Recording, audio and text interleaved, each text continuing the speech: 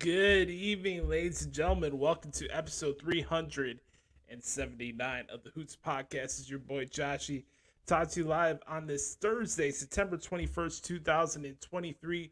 Coming to you from the break-free room here in Chicago, Illinois. Do me a favor. If you're watching this video on YouTube, make sure to like this video. Subscribe to our channel as we're on the road to 1,000 subscribers. We're about 13 away from reaching 500, so any support, subscriptions, suggestions would help us a lot here on YouTube and expand the reach of our show. We are 21 episodes away from reaching episode 400 of the Hoots Podcast, which will be dropping a little bit after February of next year, which is crazy to think how fast this year's been going by.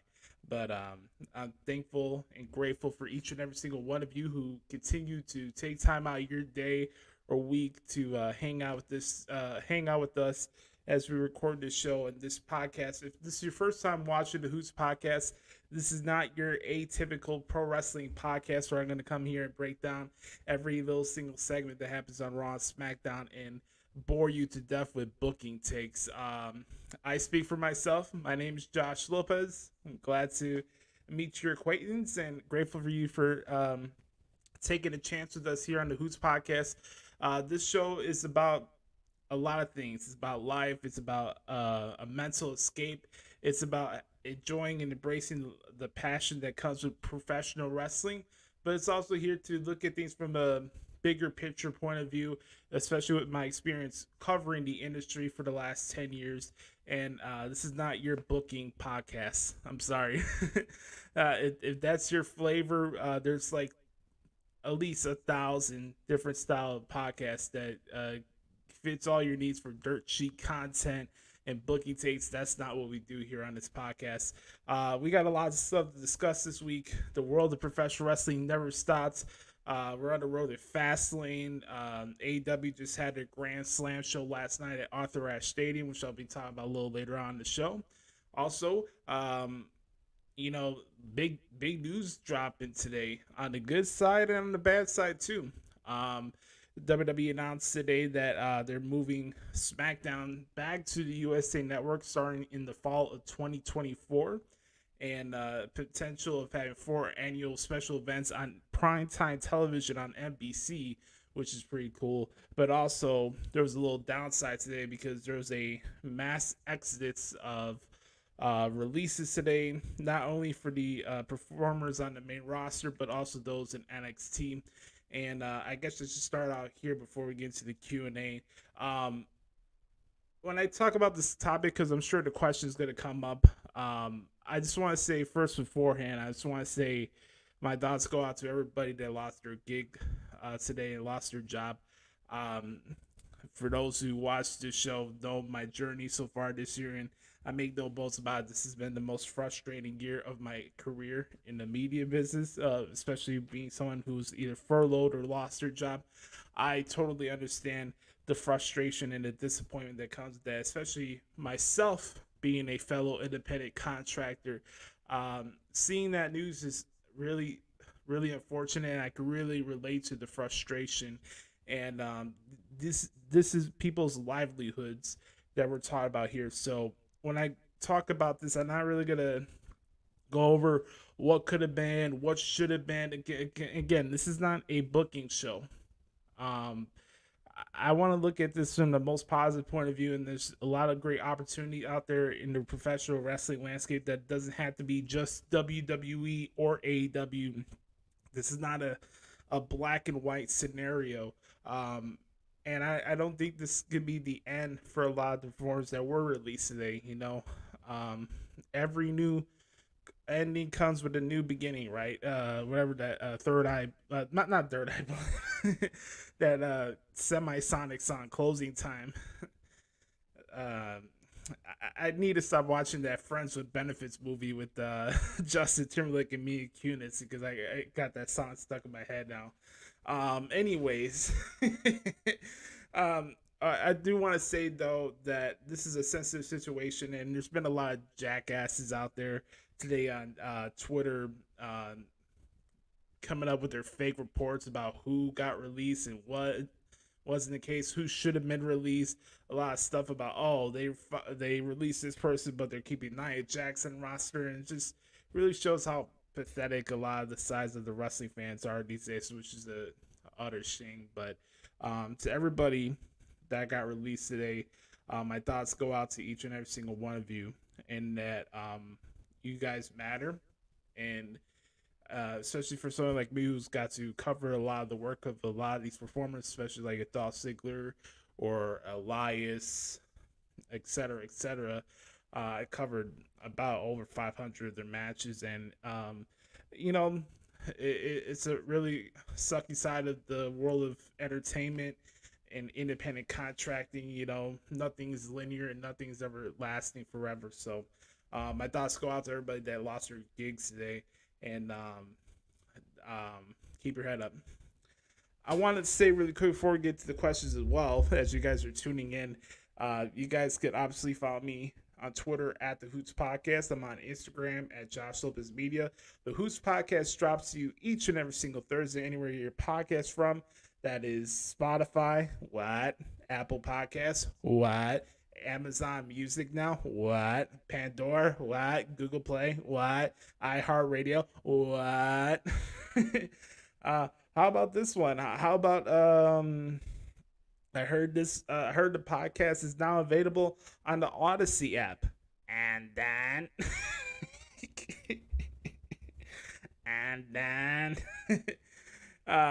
there's a lot of places you can check out the Hoots Podcast. Just type in the Hoots Podcast and really help out expand the reach of the show. More information is in the description of this YouTube video. For those who are watching and listening tonight, I have a question for you. And there's a lot to discuss. Obviously, you guys see the title of this week's episode, If You Smell What the Marks is Cooking. My question for all of you simply is, when it comes to this whole situation with The Rock coming back on SmackDown this past Friday night, and what happened in the conversation on the Pat McAfee show regarding about Rock and Roman not happening at WrestleMania 39 and now possibly happening at WrestleMania 40, is that something you want to see?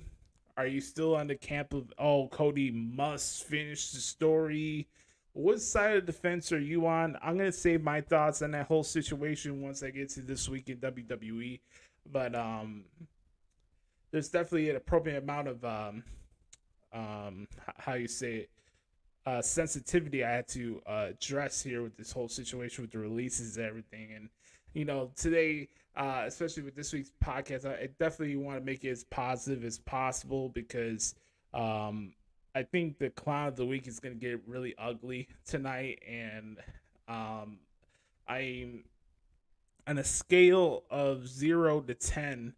of frustration that I have when it comes to the discourse and the overall vibe surrounding my favorite sports team in the city right now is at 11.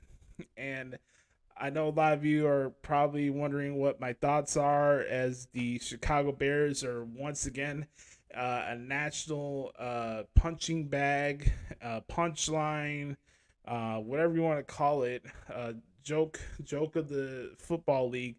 I'm sure a lot of you are wondering, hey Josh, what do you think about your Bears? What do you think about them being a civic embarrassment? I'm gonna say my thoughts towards the end of the show with that because I want to keep this a positive vibe, and I'm not really in the mood right now to pop a blood vessel. So stay tuned, okay? Let's start off the podcast as we usually do with the Good Brothers. My bad, scratch that. The back porch Q&A session.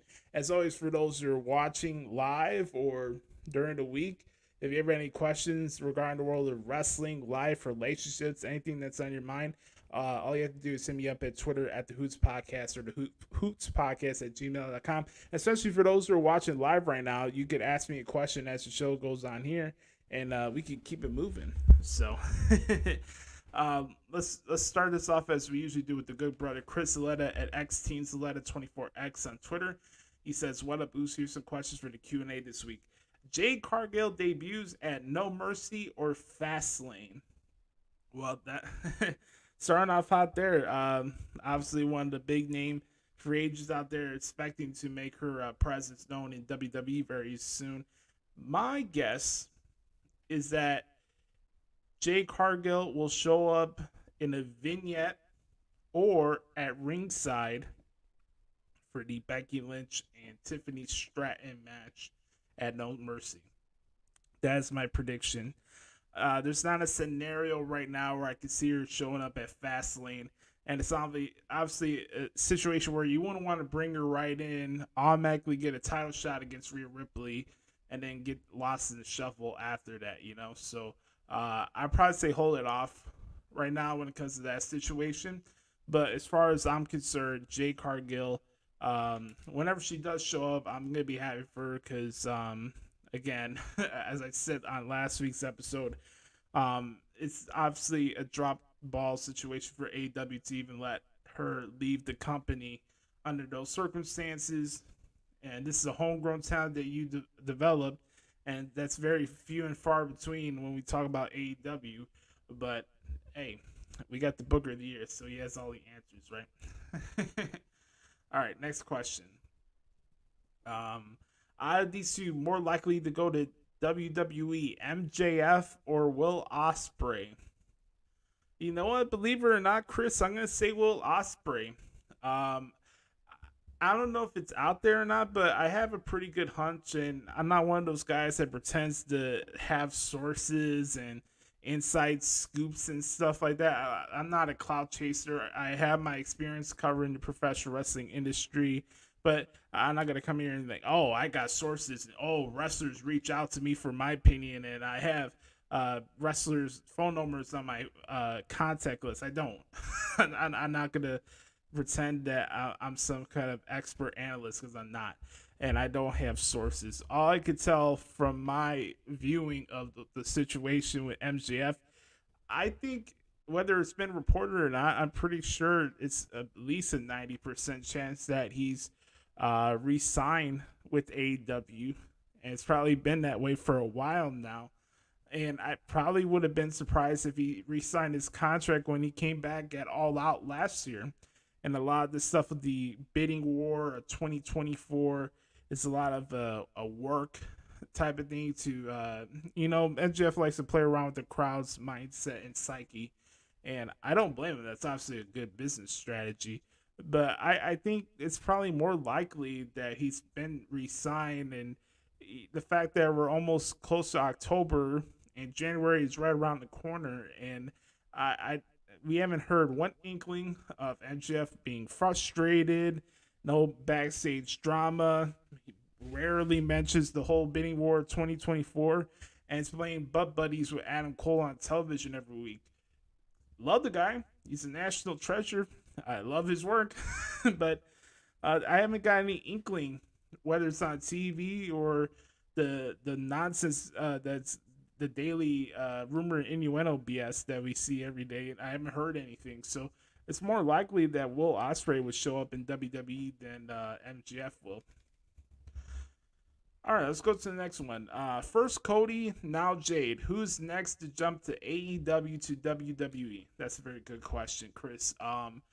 My pick would definitely be Wardlow, and I don't think people would be surprised by me saying that. But facts are facts. He's another person that AEW dropped the ball with.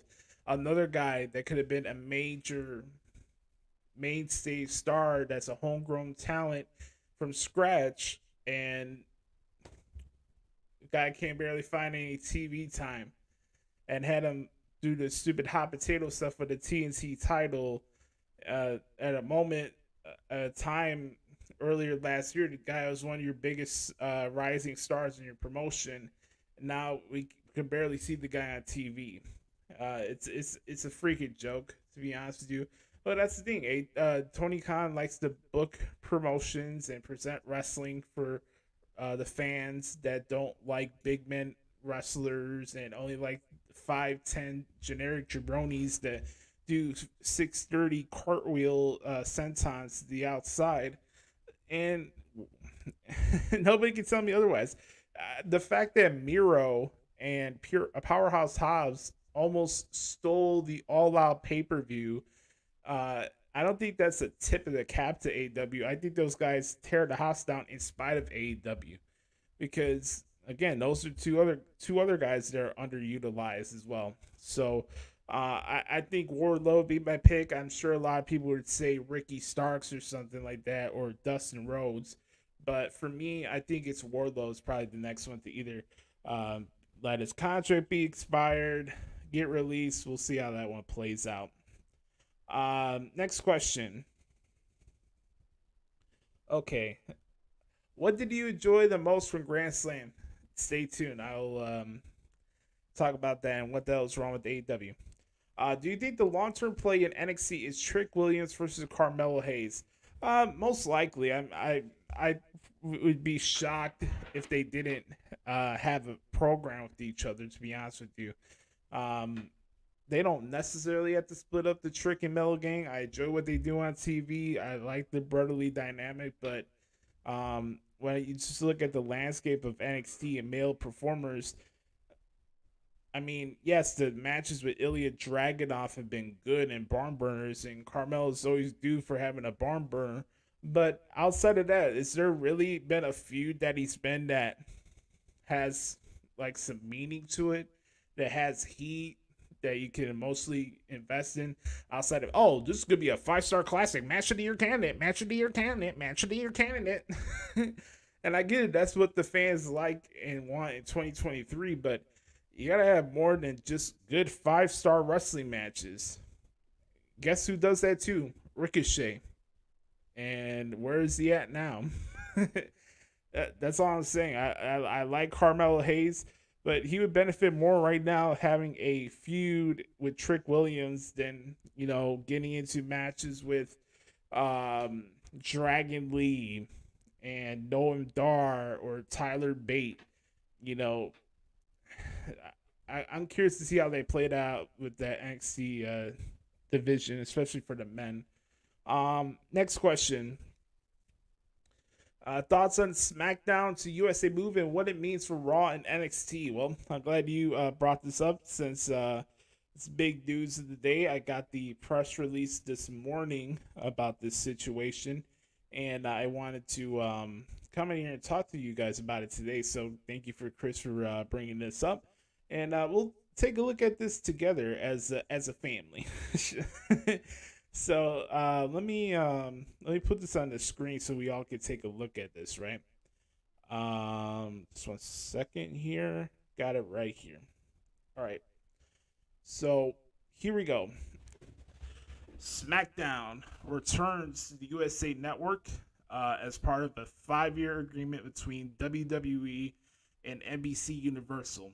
We're going to spend a lot of time on this, especially in this segment here, because there's other stuff I just want to discuss in This Week in WWE. But let's check this out. I'll read the press release in its entirety, and we'll go from there. All right. WWE to make NBC primetime debut with launch of 4 network specials. Stamford, Connecticut, Business Wire. WWE part of TKO Group Holdings Incorporated and NBC Universal have agreed to a 5-year domestic media rights partnership that will bring Friday Night SmackDown back to USA Network beginning of October 2024. Addition, beginning in the 2024/25 season, WWE will produce 4 primetime specials per year that will air on NBC, marking the first time WWE will air on the network in prime time. This press release features multimedia. SmackDown will come exclusively to NBCU as one of television's longest running programs, regularly rated as the #1 show in the 1849 advertising demographic on Friday nights, and featuring many WWE superstars including John Cena, Roman Reigns, Bianca Belair, Charlotte Flair, and Rey Mysterio. NBC Universal has been a tremendous partner of WWE for decades, says WWE President Nick Khan. We're excited to extend this long-standing relationship by bringing SmackDown to USA Network on Friday nights and look forward to debuting multiple WWE specials annually on NBC. It's a privilege and thrill to continue NBCU's decades-long partnership with WWE, which has helped cement USA Network's consistent position as the top-rated cable entertainment network in live viewership, said Francis Berwick, chairman of NBC Universal Entertainment. With Friday nights on USA, primetime specials on NBC, and the WWE Hub on Peacock, we'll continue to use the power of our portfolio to super serve this passionate fan base. As part of WWE and NBC Universal's long-standing relationship, the USA Network is currently home to WWE NXT and WWE Monday Night Raw, which is the #2 cable entertainment program in 2023 in the 18-49 demo. Demonstrating the deeply engaged WWE audience on USA, WWE NXT plus 27 and Monday Night Raw plus 15 are up double digits year over year in the target demographic. Monday Night Raw and NXT will continue to air on the USA Network through September of 2024. In addition, since 2021, Peacock has been the exclusive home of the WWE Network in the U.S., where Peacock subscribers can stream thousands of hours of on-demand programming from WWE, including original series, groundbreaking documentaries, fan favorite shows from the WWE archives, and previewing live events like WrestleMania, Survivor Series, Royal Rumble, SummerSlam, and more. WWE continues to drive high engagement on the platform with this April's WrestleMania 39 live stream, delivering a record-breaking weekend for Peacock as its highest weekend usage to date. So that is the entire press release that I got earlier this morning with that news that came out. Look, I think it's a decision that's going to be very beneficial for WWE in a lot of fronts. If you look at the revenue that's been reported and discussed regarding this move, it's in the range of $1.4 billion. This is not a $1.4 million acquisition. This is a $1.4 billion acquisition. And yes, I think WWE has done a lot of good things in its time of working with Fox, and the fact that the numbers didn't lie, especially during the run of Roman Reigns, which is, again, funny, where people just are so desperate to get the titles off this guy, not understanding how the actual wrestling business works. It's just beyond me. SmackDown's numbers wise would not go up to the lengths it did without Roman Reigns as the champion and that whole bloodline angle. There's been a lot of good things that have been accomplished with the WWE brand on Fox, and I understand that the talk show backstage was short-lived, and I understand that, but you look at the numbers that they delivered on Fox, the times where SmackDown had to air on FS1, it was times where SmackDown was drawing more viewers on an FS1 show than you would get on that stupid show Undisputed with Skippy and Colin Couch shit. This is the Herd. Wherever you may be and hour you may be listening, I'm a Jackass live in Los Angeles talking to you on a Thursday night, September 21st. it's been very beneficial for WWE, not only for what they've been able to deliver to Fox, but also the platform of having SmackDown commercials and advertising being displayed on NFL football games. We see it every single week. And, you know, them going to the USA Network now, and now this added thing where you have four annual primetime events on NBC, the channel NBC. I think that's a big deal. I really do. I think that's a great thing for the WWE brand. It could work in a lot of different ways. As far as how it benefits or doesn't benefit Monday Night Raw and NXT, that's up the air, and that's a lot of speculation, right? And my best guess is that all of the programming for WWE would be under the NBC Universal banner. That would be my best guess on the entire situation. If you just look at what's out there for NBC, how it best benefits them, and keeping the premium live events on Peacock as opposed to these shows going to, I don't know, ESPN Plus, or moving Raw to Amazon Prime, or God knows where else. Um, I am curious to see what happens with Raw and NXT. And again, this is still the whole negotiation period. One notch of this discussion was determined today.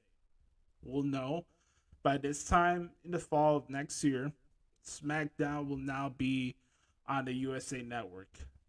As far as what happens with Raw and NXT, I have no doubt, just with the track record of WWE and understanding the landscape of television, where it's not like it was when I was a kid in the 90s or in the early 2000s, where okay, it's a Thursday or Friday night, I have to watch this show at this time.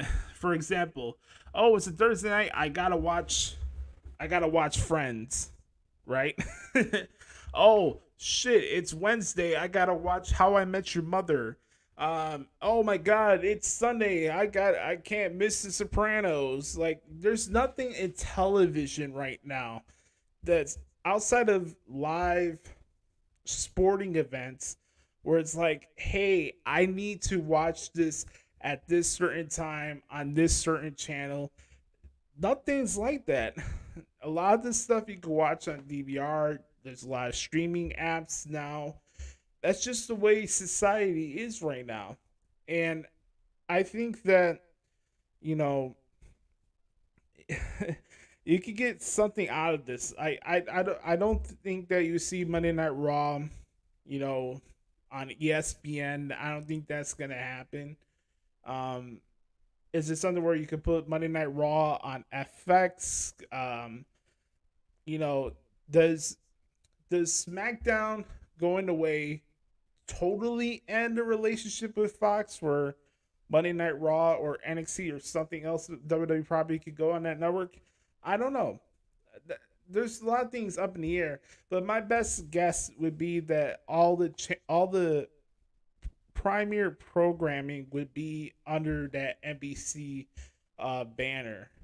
That would be my best guess when I look at the total like landscape of what's gonna happen here with WWE television, right?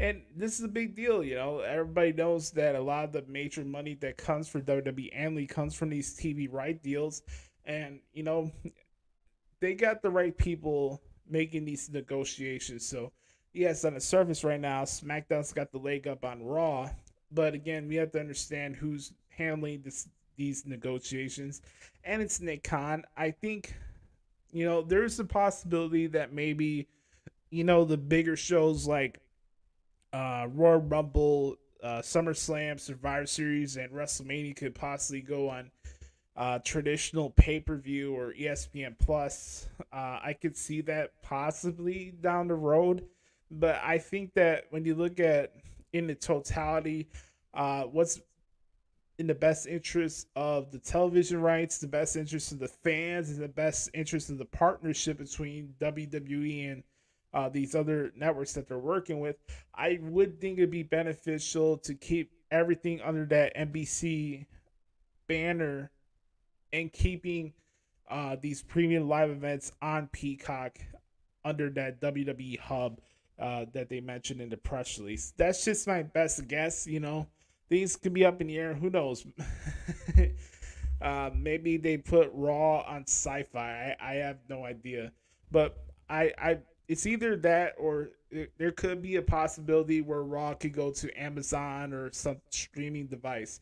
But I think this decision will be beneficial for WWE and NBCU, and I'm curious to see what happens next with Raw and NXT, especially. Do I think NXT needs to be 2 hours on television every single week? I do not. I enjoy the NXT brand. It's been fun to cover over the last couple of weeks. Also, at the same time, though, when I look at where everything's at right now, again, like I mentioned a couple of minutes ago, there's nothing on television where like I have to see this right here, right now. Even for myself, I have a job to do, right? I cover Raw, I cover NXT, and I cover SmackDown. That's my job throughout the week. That's what I do.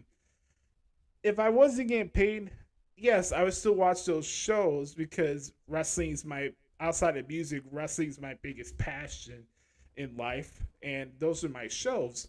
But outside of that, like, there's really nothing on television where I'm like, oh, I got to sit down and make sure I watch this at this time or else. Like, I don't have that feeling. So I can understand to a certain extent if you want to put Monday Night Raw or even NXT on a streaming platform. I don't think that's going to be the end of the world. I don't know if anybody would bitch over the fact if you could watch NXT live on Peacock, I don't think that would be the end of the world. That's just my opinion on the whole deal, but it's up in the air. It really is. It's up in the air. So let's continue on here with the questions. Thoughts on the Elimination Chamber heading to I can't pronounce this. Optus Stadium. Anyways, the other news that dropped today was the Elimination Chamber getting the Elimination Chamber next year will be in Australia at Optus Stadium. A big stadium event for Elimination Chamber is pretty cool. This is the second year in a row where Elimination Chamber will be outside the United States. We all recall the Elimination Chamber premium live event that we saw in Montreal earlier this year. Big special event, especially dedicated to Sami Zayn and the height of his run against Roman Reigns for the Universal Championship. One of the best matches I've seen so far this year. Excuse me. But when I look at the whole situation as a whole, I think that's cool. I'm glad that they're doing more of these premium live events outside the U.S. and bigger crowds. I think that Australia crowd will eat that up. I think they'll have a blast. I remember the Super Showdown I think they did a couple years ago. That was a fun event to transcribe. So the fact that they're doing this show in Australia, no harm, no foul. I think that's cool. So I don't know. I think maybe like the Super Showdown would probably air at the same time it would be if you had the shows in London or the Crown Jewel Saudi Arabia shows. I'm not really sure what the timeline would be when that show would air, but probably around that same range, like 3 o'clock or 2 o'clock Eastern Standard Time. So we'll have to see how that one plays out. Thoughts on the releases today? Well, I guess I should talk about this now, since we don't have that much questions left. Well, here's the deal, Chris. For me, it's crappy, man. It's the unfortunate reality of what the industry that I cover. This not the first time that's good. This is gonna happen. It's not gonna be the last time that's gonna happen. You know, I want to be happy and joyful for professional wrestling, but there's the ugly side of the industry too. Like I mentioned earlier, nothing in wrestling's forever. And Dolph Ziggler had a tremendous run in WWE. Ended today. I should look this up really quick. Um, Let me find this here. There's a lot of releases today. I could go over the list right here. So let me pull this up on the screen. No, not the settings. All right. Don't mind me. This is bad radio, but we're doing this live. Doing it live. All right, so here we are. Here's the list of the performers that were released today. Mustafa Ali, Emma, Rick Boogs, Aaliyah, Elias, Riddick Moss, Top Dollar, Shelton Benjamin, Dolph Ziggler, Dana Brooke, Mansoor and Massey, Quincy Elliott, David Kato, Shanky, Yulisa Leon, Daniel MacArthur, Bryson Montana, and Kevin Ventura Cortez. So you got some NXT and Performance Center talent that was added to that list as well. It's unfortunate, and I know a lot of people get upset about this because, oh, it's $1 billion company. You just merged with a new promotion and you're cutting people. This is the unfortunate side of the industry, man. You gotta understand what you're signing up for. I don't have to agree all the time with the decisions that happen behind the scenes. That's why I don't all the time put my energy and passion into that side of the industry because I'm not there. I don't work in the wrestling industry. I cover the wrestling industry, but for me, I like to stay in my lane, and I really don't try to opine in things and act like I have all the answers to everything because I don't. And it's unfortunate to see people lose their jobs, and I have a lot of sympathy for people who are dealing with that situation this year. Today, I think that's really unfortunate. I lost my job earlier this year, and it's it's not easy being an independent contractor, and it's unfortunate. When I saw that tweet that Emma posted earlier this morning and seeing her excitement for this Elimination Chamber show in Australia, and then 20 minutes later she's telling everybody that she got released. That sucks, And I've always remained steadfast in this belief too. You gotta understand what you're signing up for, and I know a lot of people are upset about Mustafa Ali getting released and stuff like that. And I get it; he's a Chicago guy. But I'm also under the belief too, if you don't want to be somewhere, don't be there. And I'm not gonna come in here and knock the guy because I'm a fan of his. I've enjoyed his work, and I've been a fan of Ali before it was cool to be a fan of Ali. There's like certain performers throughout the wrestling industry, especially in WWE, where people start pretending like they like everything that they do because they want to thumb their nose at the authority over booking decisions and stuff like that. And it's like, okay, I like Ali, but realistically, I never thought he was going to be a main eventer. That doesn't make me a bad guy. I appreciate his passion. I respect him as a man, as a human being. He's a great dude. Former policeman in Chicago. I like Mustafa Ali. But again, there's also the reality too, where a lot of these performers get in their own way, where you are running to dirt sheet sites to have people feel sorry for your creative. Again, I can only speak for me. I don't have sympathy when it comes to booking complaints. I just don't. There are countless amount of wrestlers throughout the country, throughout the world, that would kill for the opportunity to be in promotions that you're in, and you're gonna act like a baby and run to dirt sheet sites to play the victim card, and That's the easy route to go to. I get that. I mean, you look at Athena in AEW. She did that whole trick, and you can see it from a mile away. Like, he could choose to be naive about the situation. And even then, even if I personally believe that, okay, this person was underutilized, I can understand it to a certain extent. But when you use the wrestling media as a crush for people to feel sorry for your booking or creative, I'm not gonna apologize for that. I don't have sympathy for that. I just don't. And if you don't want to be at a place, don't be there. And again, Ali has a lot of great options in front of him. I know he'll do good work in Impact. He'll do a lot of good stuff in AEW. He'll do a lot of good stuff in New Japan. The world's his oyster. He can do whatever he wants. And I think he'll be successful in that light too. But again, I have to speak for myself. And it's like when I see people whine about their booking and they go to the jerseys to play the sympathy card, you're not getting any sympathy from me. I don't feel sorry for you. I just don't. I feel bad over the fact that you lost your job. I do feel bad about that. But when it comes to like whining about booking and creative, I just don't have sympathy for that. I just don't. Um, you know, there's other performers on the roster that really never got a chance to showcase what they could do. The guys that I found that were very entertaining, like Elias and Rick Boogs. You know, two guys there. Those two guys could do a lot of great work in Impact or in the NWA.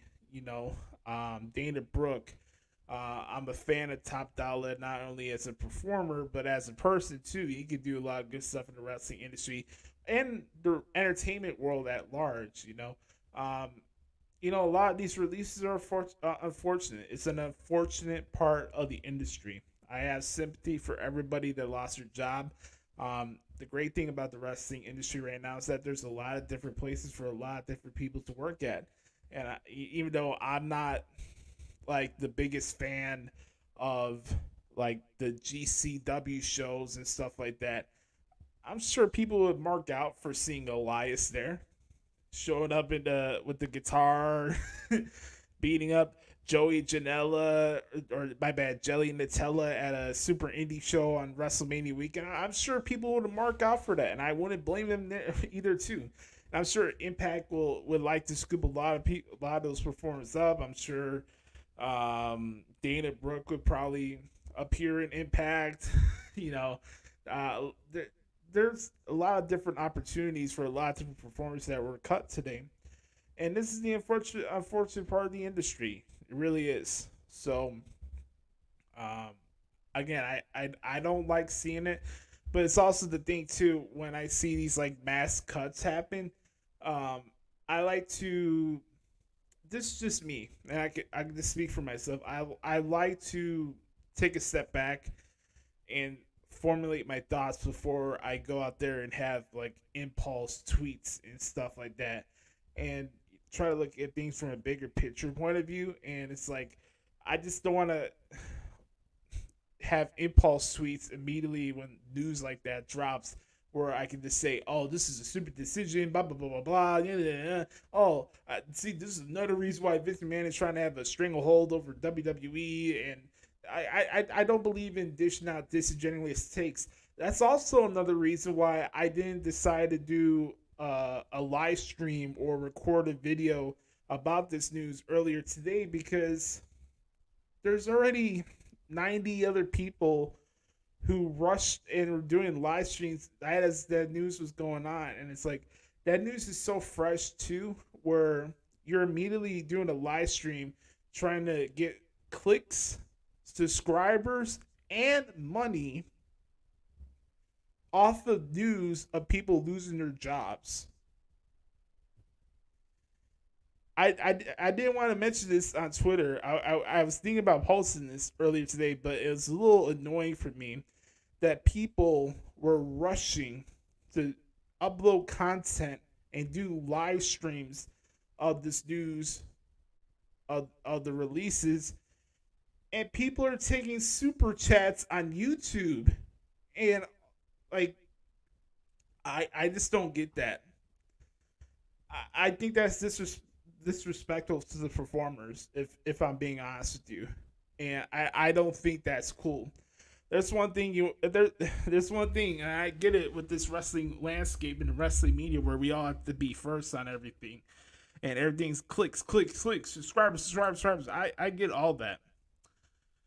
But also, you gotta have some self awareness too. If you're just doing that live stream of the releases just to get your lazy ass take for the day and hope that people give you super chats while you record a show, I just think that's just unfortunate and really embarrassing, to be honest with you. So that's a little rant I wanted to do today on that, because I saw a lot of that and it was like I seeing all these people just rushing out to do live streams on this whole situation. Like, people lost their jobs and you're just, I gotta do a live stream now. I gotta do a live stream now. I gotta get more likes and subs and all that. And it's like, I don't know.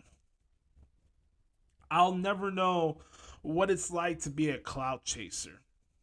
Okay, so again, I want to send my thoughts out to everybody that lost their jobs today. It's a crappy part of the industry, and I wish you guys nothing but the best. And the last question for the Q&A this week comes from Chris, obviously, and I want to thank you, Chris, again for helping me out this week. Chris was the only one that sent in questions this week, and I always appreciate anybody who wants to participate with this Back Porch Q&A session. So thank you, Chris, for helping me out today. He said, my favorite Dolph Ziggler matches. Great question. Well, there's definitely one that I remember being at was Dolph Ziggler and John Cena for the United States Championship. And I think I was at this Raw where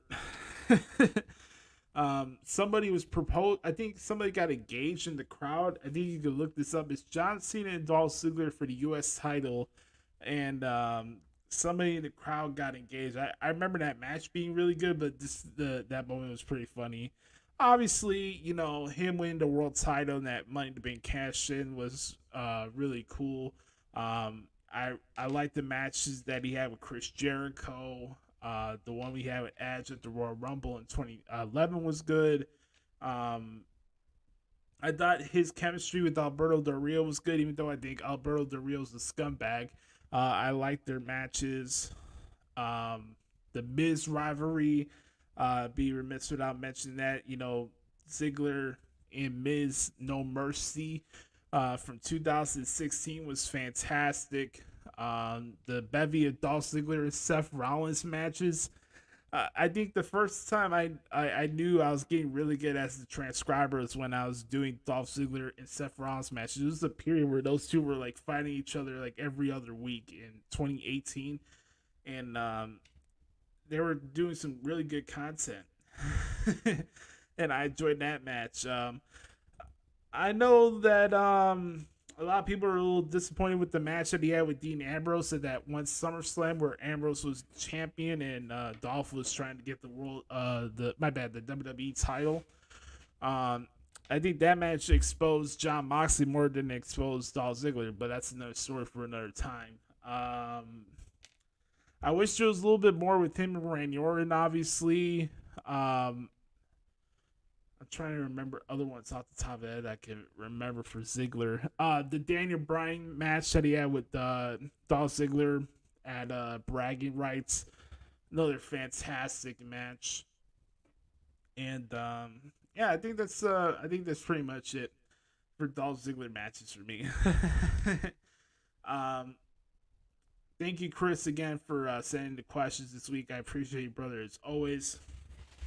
If you want to participate in the Back Porch Q&A session, all you have to do is hit me up at Twitter at the Hoots Podcast or the Hoots Podcast at gmail.com. There's one more thing I want to say before we get to our next segment.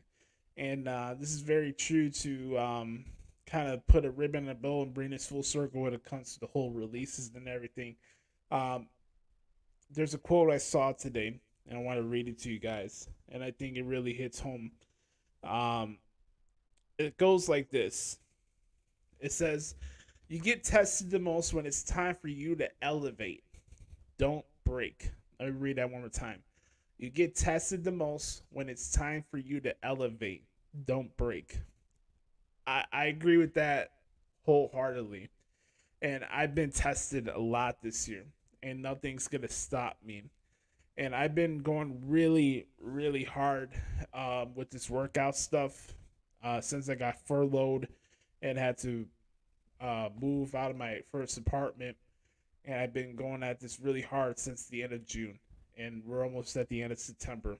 And I just had my most recent doctor appointment checkup on Monday. And I've lost I lost 12 pounds in the span of 3 weeks, which was my previous appointment that I had back in the middle of August, which is it's pretty cool and very rewarding feeling. I got that news. I went to the doctor with my DT on Monday, and we were there and got that news, and just seeing like where I'm at and the progress I made since I've been doing this stuff, it's been really, really cool and really, really rewarding. And um, don't break, man. It's gonna test you, man. Especially for those who got released today. I know you guys are gonna be down, and rightfully so. And this could be a very challenging time for a lot of those performers' lives. And I wish nothing for the best for them. And understand that moments like this are a great opportunity for you to take a step back and elevate yourself. And I've been doing that a lot this year, especially with my situation. And, recently I got my gig back, and I'm very blessed and fortunate for that fact. I just want people to understand to not be discouraged and don't lose your faith within yourself if you're going through this situation, and understand that you got you. And when I saw that quote today, it really hit home with me because it's just a realization of what I've dealt with this year, a realization that I'm on the right path of what I've been doing with this workout stuff, and I'm pretty sure I probably lost 30 to 40 pounds collectively since I started doing this workout stuff back in June, and I'm seeing progress, and I know the next benchmark I got to hit when I get my next appointment in December 18th, and I'm feeling good. I'm seeing progress. I'm feeling progress, and I'm just very appreciative for those who have been really like encouraging and not giving up on me during during all of it. Whether it's me losing my place or losing my job or the workout stuff or this podcast or getting back to the grind with the transcripts. I just want to say thank you to all of you who've been so encouraging with me.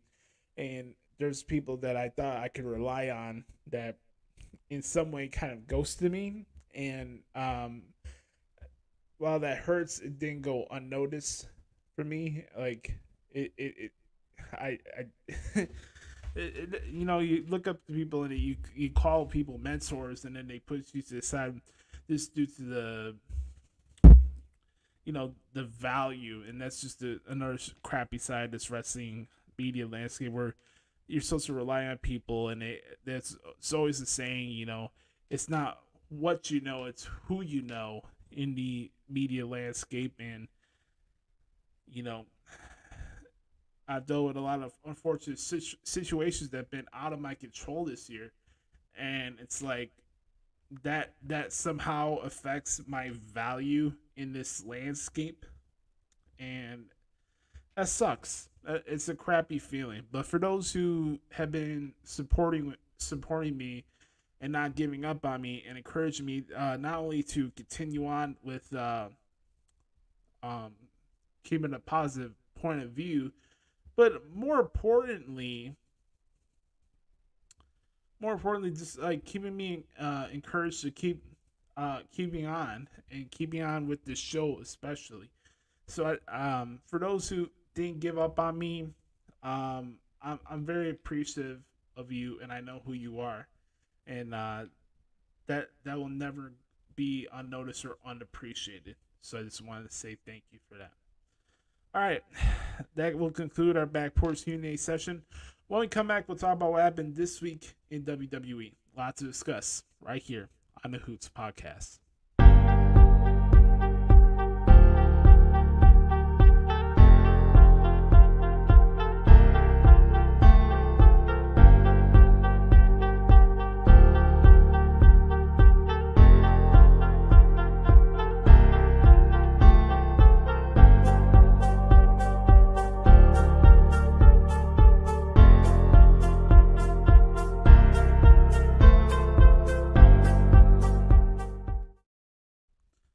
Alright guys, welcome back to the Hoots Podcast. Here, time to talk about what happened this week in WWE. I'm going to try my best. I promise to try my best to make this a quicker segment this week because I don't want this episode to be too long this week. There's so much to discuss and I got to get to this Bear stuff later on. But let's talk about what happened this week in WWE. I should tie this up here in one bow, as it's been the biggest discourse outside of the business and releases that happened today. A lot of discussion this week overall has been about the return of The Rock. That's right, Dwayne The Rock Johnson. Made his first public appearance in the WWE ring since October 2019. And how do I know that? Well, outside of being a student of the game, I know that very well because I was in Pittsburgh, Pennsylvania, hanging out with my brother Adam Daly in person with his lovely daughter AJ, and I got to watch that first episode on Fox. The premiere of SmackDown on Fox was really ironic thinking about this now, right? So I was at Adam's house when the first episode of SmackDown aired on Fox. We watched that show together. And The Rock was there, and he was making fun of Baron Corbin, and he was doing stuff with Becky Lynch. Here we are now in 2023. The Rock makes a surprise visit to Denver, Colorado at the Ball Arena. Some funny names for these arenas. Like, now that I've got back to my job, like, and I'm typing out, okay, we got Raw at this place, and, like, for example, Utah for Raw, they've been changing the name for that arena where the Jazz play, like, every 2 or 3 years. I think there's something like the Vivid Smart Link something arena. Now it's back to being the Delta Center. But anyways, The Rock made his return to Denver. Finally, The Rock has made his return to Denver, Colorado. Earlier in the day, he was a special guest on the Pat McAfee show on ESPN and on YouTube. And Rock had a lot of discussions about, what's going on in his life, obviously. And, amidst of this actors and writing strike, Pat was asking Rock a lot of different questions, about his situation, with the XFL, just catching up, with The Rock. The Rock's first time on that show with Pat, and I'm sure Pat was using a lot of that interview to learn things from The Rock, which is very important to do. That's definitely not a knock towards Pat, but, I'm just talking what it is.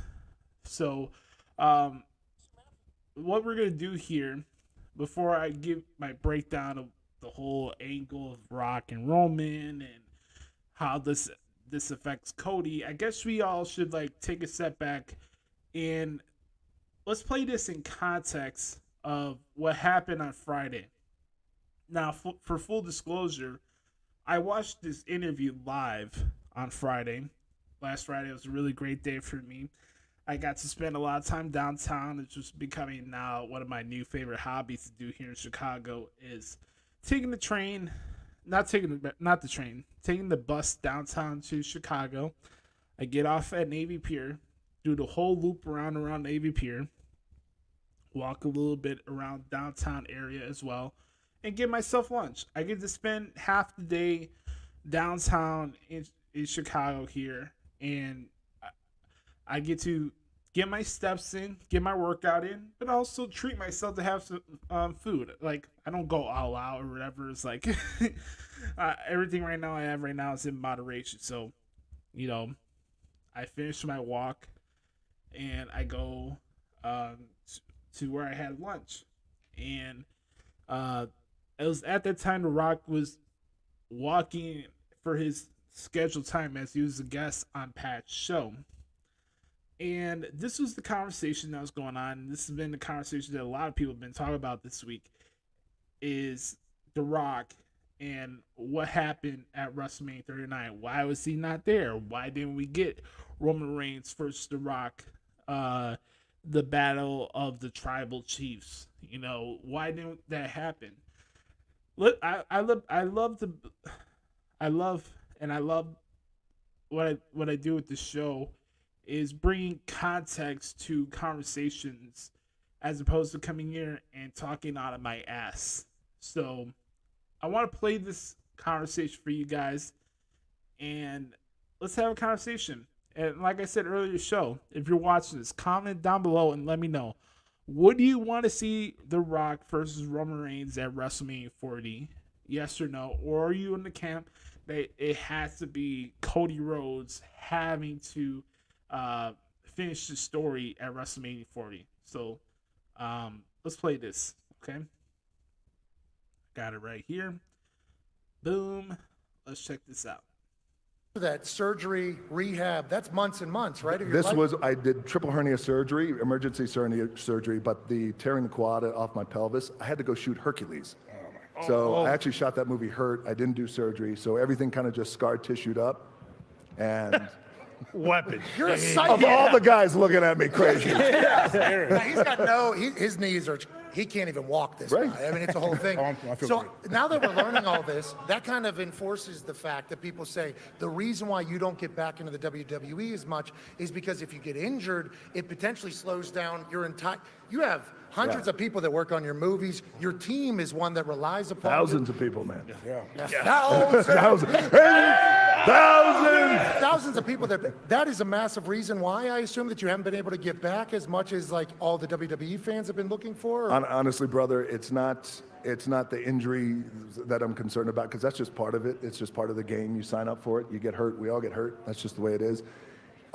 It's not even the schedule, because I could control the schedule to a large degree. It always comes to me going back to WWE and wrestling a match. It always comes down to the reason why and what can we create that's never been done before for the fans.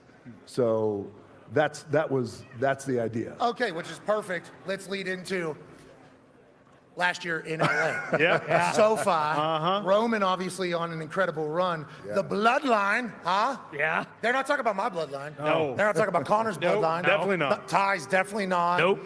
Tones, no. AJ Hawk's bloodline runs real deep. They're not talking about, they were talking about your bloodline. So that story was a big one. The Rock and Roman, SoFi, LA. How close? Did that ever, and was that close? All right, so the Rock headlining WrestleMania with Roman Reigns, SoFi Stadium, that was locked. What? We were.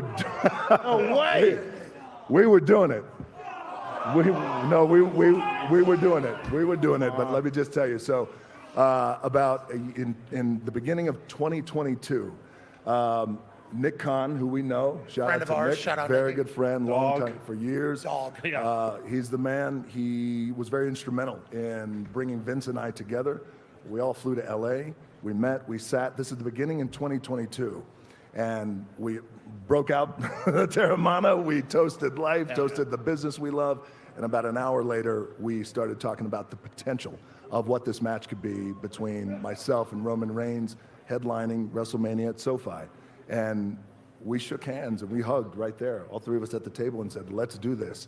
And so the North Star, though, so then we had a year to really think about this. So the North Star thought was, okay, let's not do something good, let's not do something great, let's do something unprecedented. And it was in what can we create for the fans that has never been done before. A match, great. Roman, incredible athlete. He's going to be on Mount Rushmore. Super handsome. Right? Super handsome, good dude. My cousin, family, amazing. We can have the match, but the bigger thought was, what can we do for the fans in this business that we love that will, where WrestleMania isn't the end of something, it's actually the beginning of something bigger. Got it. So what happened? so we got really, really close, but we couldn't actually nail what that thing was. So we decided to put our pencils down, and then we agreed, hey, listen, there is a merger coming up. Eventually that will happen. There's WrestleMania in Philadelphia. Whoa. There's the eyebrow. Whoa.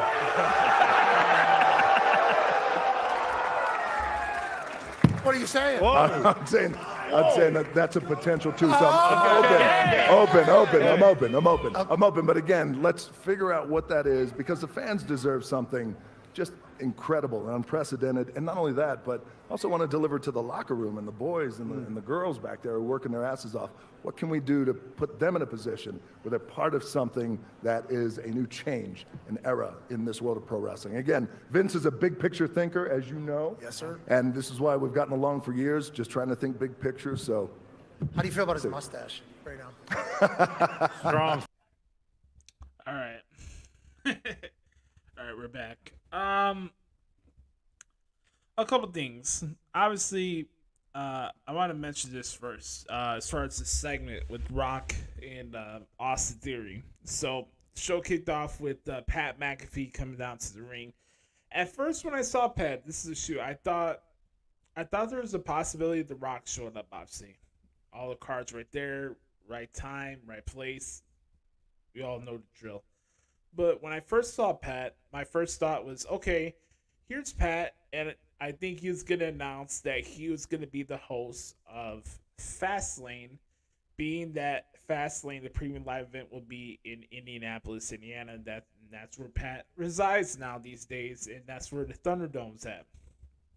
So I thought Pat was there to either set up a match, and we thought we were going there with Austin Theory, but after that fact, we heard the Rock's music, and he comes down, and, comes down the ring. The people lose their mind. I was getting excited and giddy at home.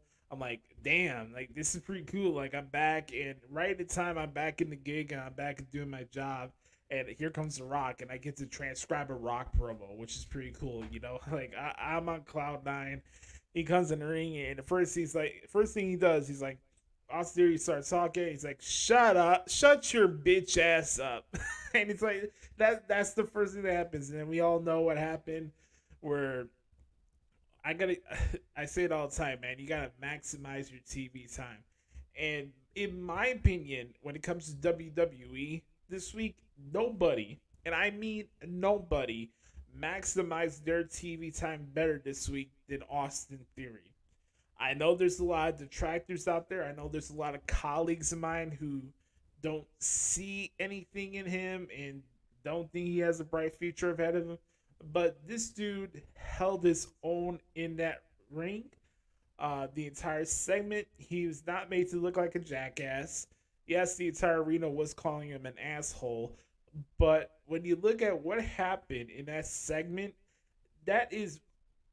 Think about this in the level of where we were earlier this year, where literally John Cena put Austin Theory in the air fryer and raised that sucker up at 400 degrees. Here we are later in the fall in September, and he's holding his own on the microphone with probably the greatest talker of all time in professional wrestling. How that's not beneficial for Austin Theory going forward, I don't know what else to tell you. So, okay, The Rock's there to pop the crowd in Denver. Obviously, he was going to be there that weekend because he was a special guest picker in College Game Day. And we saw that the next day. But you can see the emotion for The Rock. And he put an Instagram post, and he's saying that crowd's up there for the top 5 pops that he got in his career. The Mount Rushmore pops, I guess. I guess he has a Mount Rushmore for that. But let's talk about this. Let's talk about the clip I just played. A couple things.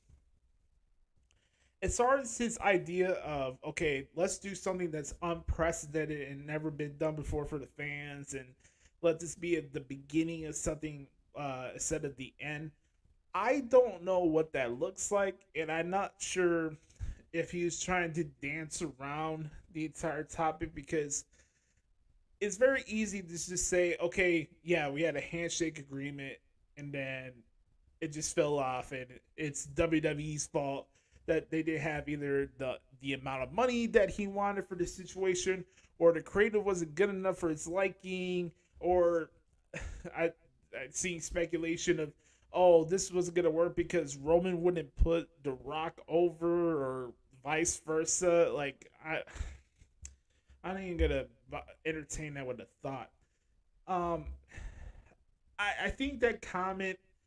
I'm not saying it's disingenuous for The Rock, but again, we have to think about this realistically and understand the predicament The Rock's in, and understand that you are probably more viable of getting just the one match with Roman than you are having this being extended out for multiple manias. And I know this is a very sensitive topic for a lot of people because there's still a lot of people who are butthurt over the fact that Roman Reigns retained the Universal Championship at WrestleMania this year. People are still upset about it now that he barely shows up to the shows. And the next time we're supposed to see Roman Reigns with our presence is after Fastlane, where he starts building up his next match, which is going to be in Saudi Arabia. So I understand that there's a lot of tension about this. Does Roman and The Rock need the Universal title attached to it? Is this a match that we still want to see in 2023? Is it a little too late? There's a lot of questions, obviously. Without a shadow of a doubt, it's obviously the best decision to go from a business point of view to have Roman and Rock on a stage of WrestleMania like that, especially the 40th anniversary of WrestleMania. I totally understand that and would have zero problems with that.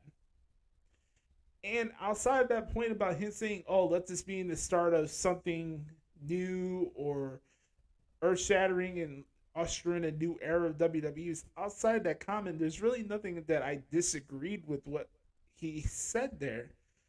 But, this week, there's been a lot of reactions. I saw what Dave LaGreca said on Busted Open, and I like Dave. I don't know if I would call myself friends with Dave, but I've had the opportunity to interview him before. I got a chance to meet him before in San Jose. I like Dave as a person. It's definitely somebody I would like to work with. Like, I have no personal ill feelings towards Dave, but he was like, okay, like, he was like, oh, The Rock basically shitted on Cody Rhodes and Roman Reigns in their match at WrestleMania 39 by doing that interview with Pat and, saying that not everything has to be about The Rock and, just saying a lot of nonsense, to be honest with you. And I like Dave. I do. I have a lot of respect for him and what he's built with Busted Open, and obviously it's the #1 show for a reason. But the lengths and the lengths he went to about that take, especially towards The Rock, I thought was a little disrespectful and a little bit unnecessary. I love Cody just as much as he does. I'm a big Cody Rhodes guy, and I said it before. I took personal accountability that I was wrong about the American Nightmare character and what it represents. I was wrong on that, and I own up to that. And now I'm a mark for Cody. I'm not going to run away from that. And I've been loving everything he's doing. And I'm one of the few people that saw the bigger picture here with Cody when he lost the match to Roman at WrestleMania 39. It's really that thing. It was a really good thing for me that it happened because it was another good reality check for me as somebody who covers the industry. That match with Roman and Cody is probably the most emotionally filled match that I was invested in so far this year.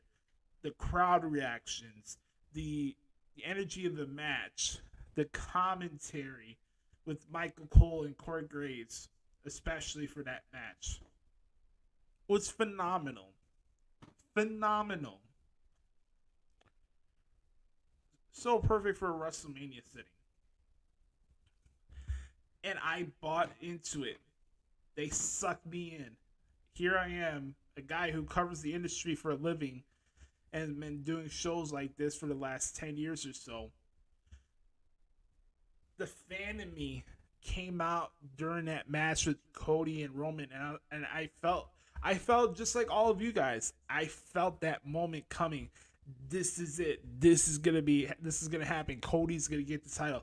They sucked me in, and this is the greatest reality check that I had at that moment when Roman Reigns won.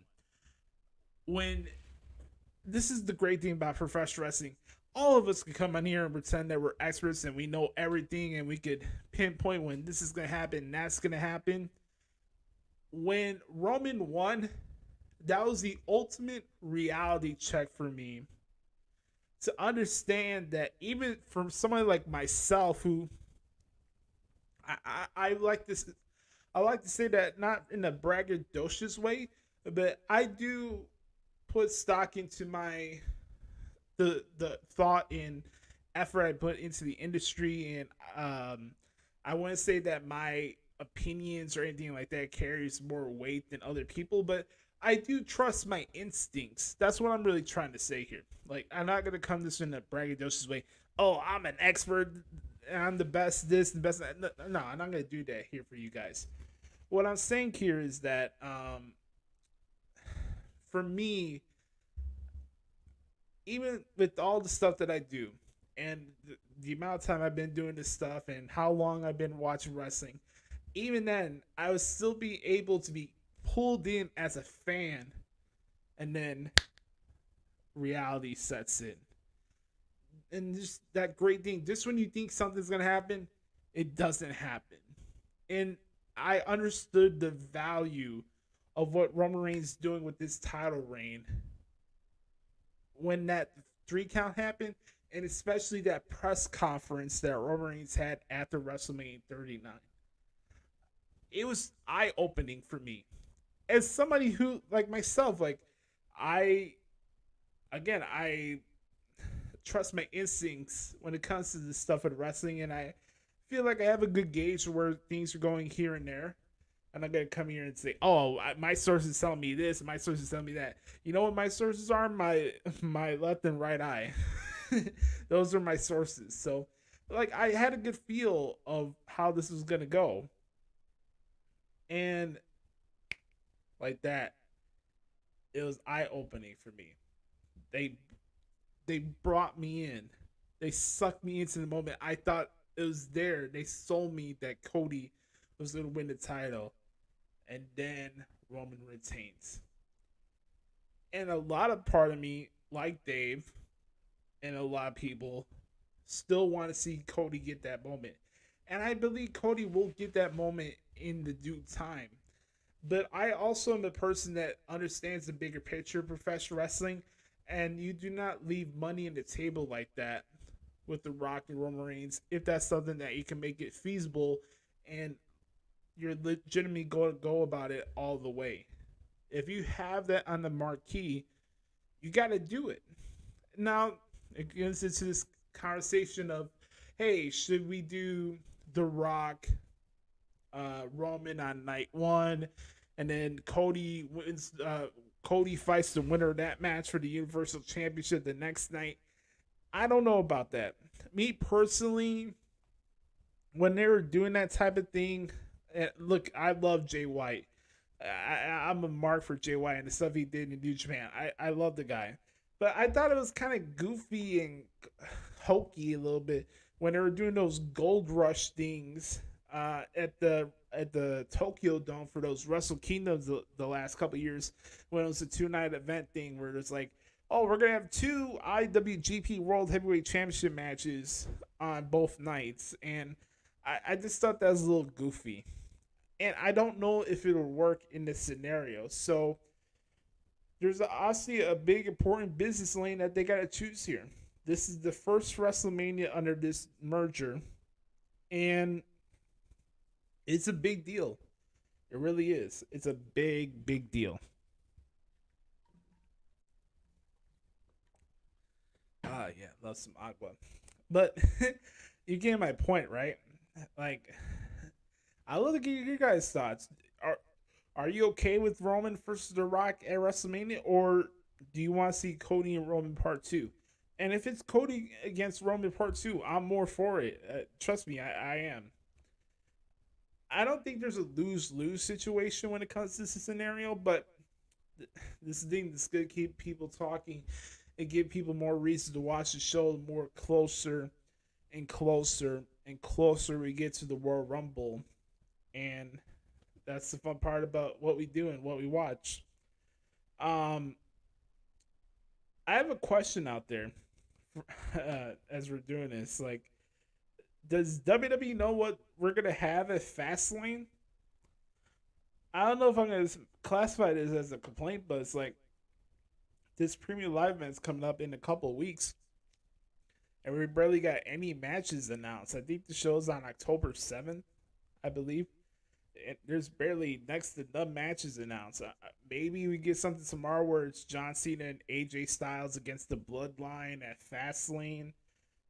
Maybe we get Rollins and Nakamura. I feel like they've been adding a lot of like different layers to other feuds that we've been seeing coming out of Payback, and I do appreciate it to a certain extent. But I'm kind of curious. Like, there hasn't been an incentive to give people a reason to care about this Fastlane show, and obviously, I guess this one's gonna be one of those transitional shows because the next big show before Survivor Series is Crown Jewel.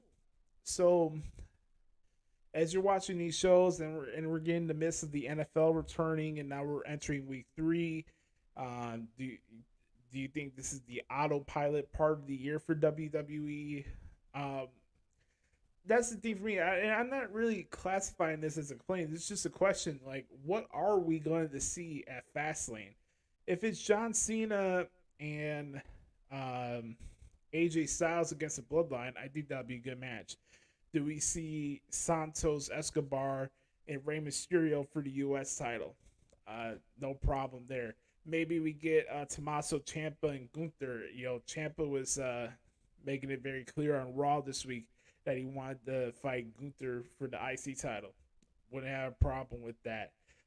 What's going to happen with the tag titles with the Judgment Day? I mentioned Rollins and Nakamura. Do we get Rhea Ripley and Nia Jax at Fastlane? Or do we get something where it's Io against Bayley at Fastlane? Let's say like maybe Bayley turns on Io tomorrow night on SmackDown. We're having Asuka and Io for the Women's Championship. Maybe Bayley turns on Asuka. No, my bad. Maybe Bayley turns on Io. There's been tension brewing in Damage Control. What's next? What happens with Jey Uso? Do we get a rematch with him and Drew McIntyre? Is it Jey Uso against Kevin Owens and their issues just boil over and these two need to fight it out in a grudge match at Fastlane? Like, I'm just posing the question out there. What are we going to see at this show? And will it matter? So that's my question with that. But other stuff that really stood out to me so far on TV this week is obviously Kofi Kingston and Ivar. That match was fantastic on Raw. I really, really enjoyed it. Also, we had Nakamura and Ricochet. That was good. Bronson Reed, a big victory over Chad Gable. I thought that was a good choice there. NXT, it was pretty funny watching. It was Dominic Mysterio and Carmelo Hayes. Pretty solid match. But Dominic is like he has like a death wish, right? He's like, oh damn, he's gonna slap Ilya Dragunov in the face. I don't know what you're thinking about, yeah, man. That's just not a wise decision. That's just not it.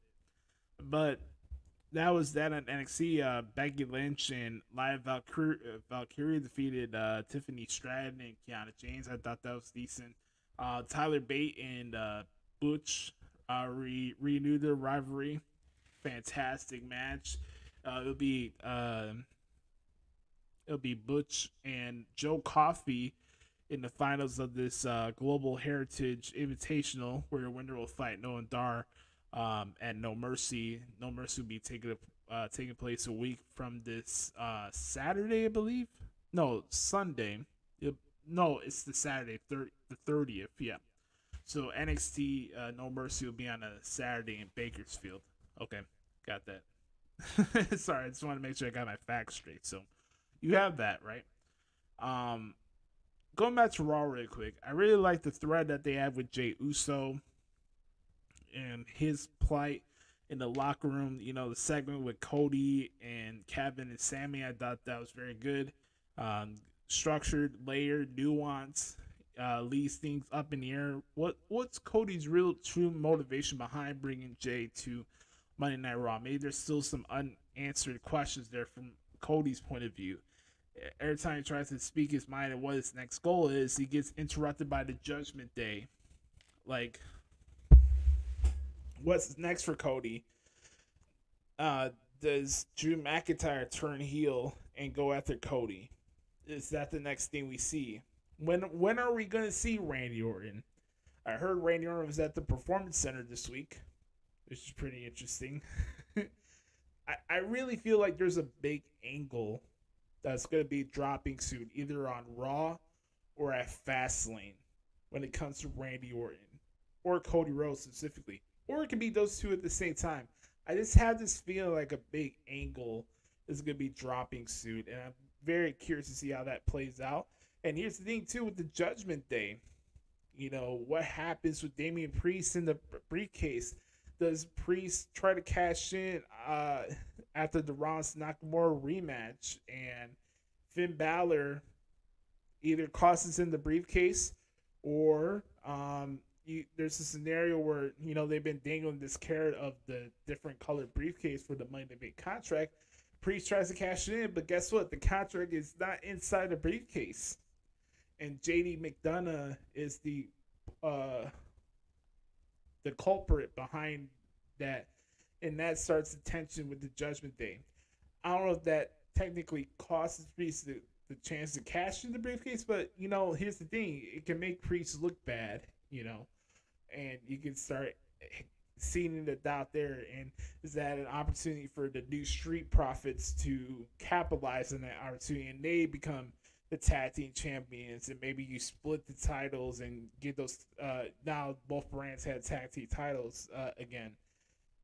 A lot of different scenarios and a lot of different things to look out for sure. But all in all, pretty solid week in WWE. I missed the unfortunate news with the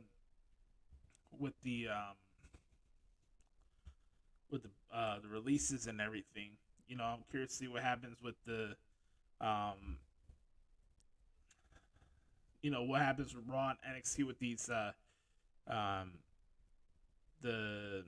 I'm trying to say, you know, the TV rights stuff. What happens with Raw? Where do they land? You know, that's what I'm trying to figure out next. But that's the thing. And I'm curious to see you guys' questions and thoughts on this whole Rock Roman Reigns situation. Do you want to see The Rock at WrestleMania or not? Let me know. All right. On that note, it's time for the main event. It's scheduled for one fall for an unlimited time limit. And if you're easily offended, that's a you problem, not a me problem. All right, ladies and gentlemen, it's time once again for another stellar edition of What the Hell is Wrong with AEW. Let's start this bad boy off in a 3, a 2, a 1. Your meat, beat your meat, beat your meat, beat your meat, beat your meat, beat your meat, beat your meat, beat your meat. I'm telling you, my time is right now. Right this minute, 2022. We're living it. My time is now. My time is right. God damn now. Man, what intensity. The quality of the product and the quality of the shows is at an all-time high right now. But I do know that it's a real war between AEW and WWE. I'm still cashing fat checks And I am still banging the hottest bitch in this entire place.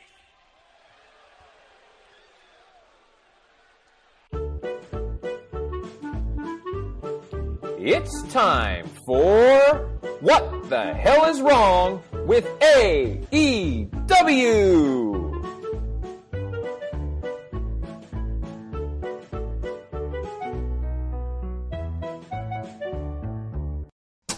Fuck this shit, I'm out.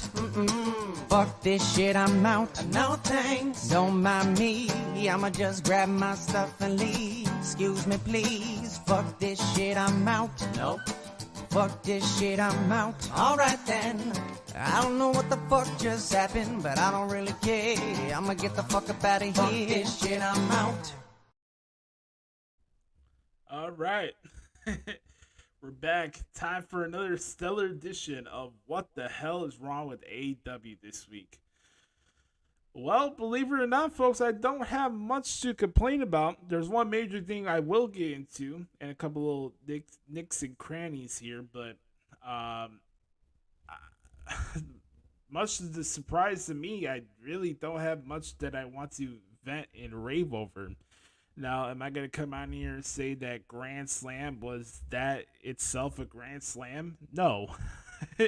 I thought the show was okay. There was some stuff that I liked. There was some stuff that I could have did without with. But all in all, I thought this week overall was a good week for AEW. I really do. I enjoyed a lot of stuff on the show, and there was other stuff that I didn't. And that's not only just related to what happened on Dynamite last night, but also Collision. I didn't watch much of Rampage because, again, who really watches Rampage? It's like asking somebody who watches Impact these days. You know, just being honest. So let's start with the good stuff, and then I'll get into the crap as tradition here on the podcast at Hoots. What the hell is wrong with AEW? Said with positivity, and everybody thinks I hate AEW, but nonetheless, let's continue on here. Okay, this is what I want to start off here. I thought it was a very good week for the women's division as a whole for AEW. I thought, some really good matches. Obviously, Jade's last match with Chris Statlander got a lot of good reviews, so I thought that was good. Chris Statlander also had another good match on Collision with Britt Baker. I thought that was very good as well. And then we had what happened last night with Saraya and Toni Storm, which I thought, for my part, outside of the main event in the first match, was probably one of my favorite parts of the entire show, and had the possibility of stealing the show. The crowd ate it up. Obviously, a lot of buzz for Toni Storm and her new character. I've been honest that I felt that a lot of her push so far in AEW has been mid, and that's being a little bit too fair to call it mid. It's been kind of below average, but this shift of this new character that she's been doing for the last couple of weeks and months, it's been really catching my eye. I think she's doing a good job with this, Marilyn Monroe-esque character that she's portraying. I put the tweet out last night. I was like, maybe she's been watching some, like, the movie Some Like It Hot with Jackie Gleason and Marilyn Monroe, and or she has the line now, watch for the shoe. In the movie, they're like, what's that corkscrew? Oh man, I dig it. I think she's doing a good job with it. It's been impressing me. I've been enjoying her work so far, and I thought the match itself was very good with Saraya. And Saraya celebrated her first year back in the ring with AEW, and she's still the AEW Women's Champion. We had outside shenanigans with Ruby Soho, which got in the way of Toni Storm winning the match, but I thought the match itself is good. I thought Saraya, for the most part, since she's returned the ring from that injury, I think she's been carrying herself very well. The match has been good, and it's just like anything with people who are naturally talented at something, like old skills don't go away. Even at times if things are like taken away from you, old skills never die. And I think that definitely applies to Saraya, and she's looked fantastic in the ring since she's came back. I really do believe that. Not only that, I gotta call a spade a spade. If you're watching the screen, if you know, you know. Like, she may be the sexiest woman on earth right now. I'm not even gonna front about it. Saraya is on another level right now with looks and stuff. Holy moly, donut shop. But that's not the only takeaway from the match. I thought the match was very good, and it's beneficial for the women's division. They definitely could use some sustainability and some steady momentum. So good shit there. Eddie Kingston becoming the new Ring of Honor World Champion, defeating Claudio Castagnoli to kick off the show last night at Arthur Ashe Stadium in New York. Big moment and well deserved. I had my concerns going into this match because just knowing how AEW goes about things, it definitely would have surprised me if Claudio retained last night. But that wasn't the case. It was the right time, the right moment, and Eddie Kingston got his moment, which is very cool. And that comes with that ultimate question, though, of what's next, you know? And I thought the match was very, very good. Very, very good. And I was just very happy for Eddie to have that moment. And I don't know if that's the ceiling for him in AEW, but again, I know this is a little bit of a critique here. We'll get into the crap soon, but it's like, me personally, I just don't care about the Ring of Honor brand. I don't. I'm happy for the moment for Eddie, for the fact that he got this moment in that crowd, in that setting, obviously, and there's been a rivalry going on with him and Claudio for a long while now. But when it comes to like the Ring of Honor brand and Ring of Honor in AEW, I just don't care about it. I just don't. It's just overboard with it, and it's bleeding into your flagship shows, and it's like you can't go one episode of Dynamite or Collision without something referencing Ring of Honor. And it's like, who cares about the brand in 2023? It's not good. It's unwatchable. And here's the thing, you could put the tag titles on MJF and Adam Cole. You could give the title to Eddie Kingston, but they're not on the weekly shows, and when you watch the weekly shows, they're AEW Dark and Jace. That's what it is. So it's just the overemphasis of Ring of Honor, and now the Righteous are gonna fight Adam Cole and MJF for the tag titles at Wrestle Dream. It's just too much Ring of Honor, man. And that's the thing I keep saying since the beginning of doing this segment with you guys, is that there's just no identity with AEW. It's just a overbloated fantasy booking promotion. That's what it is. It's a promotion for all your booking desires. That's all it is. So, again, I'll go back to the positives. I thought Eddie Kingston winning the title was cool. Excuse me. Other stuff really quick I wanted to mention. You know, I didn't get to watch much of Collision, but, you know, the stuff with Bryan Danielson, obviously, I saw that tag match with him and Claudio against Ricky Starks and Big Bill. I thought that was a very, very good match. Very good match. Very, very good match. So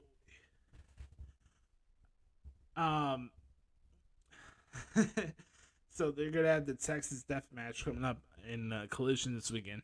That's why I was laughing, because we're gonna get into the Excrement impressions soon. But as I was saying, I just wanted to tell everybody, you know, seeing that little promo video for MJF with the little kid before he made the entrance. You know, the whole Bret Hart thing. I thought that was pretty hilarious. So I thought that was pretty cool. And then the match with MJF and Samoa Joe was cool. I liked it for the most part. I mean, I don't know why you're having table spots right through the floor, right in front of the referee, and that not being counting as a disqualification.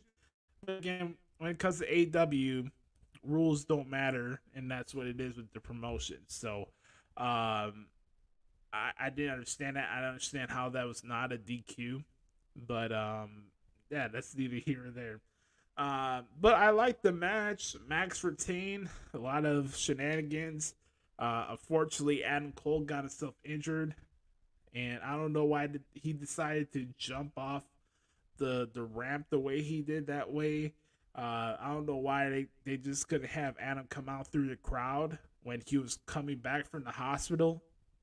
I just thought that was a little goofy. It would look better and have more sentimental feeling for Adam Cole to come through the crowd instead of him coming through the gorilla position and running down that big ass ramp. And now God knows what happened. Hopefully he didn't break his ankle. He went to the hospital, so I hope he's okay, but unfortunate.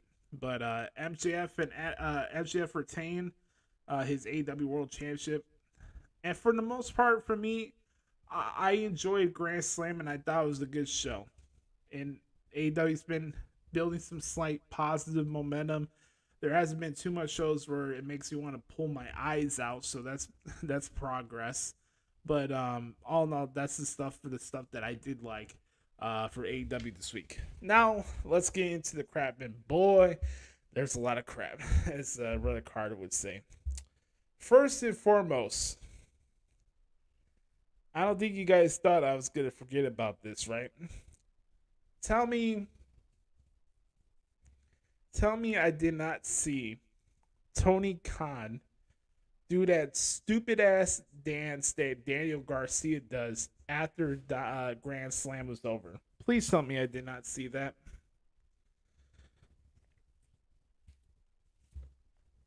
Outside of that, there was a lot of questionable spots on this show.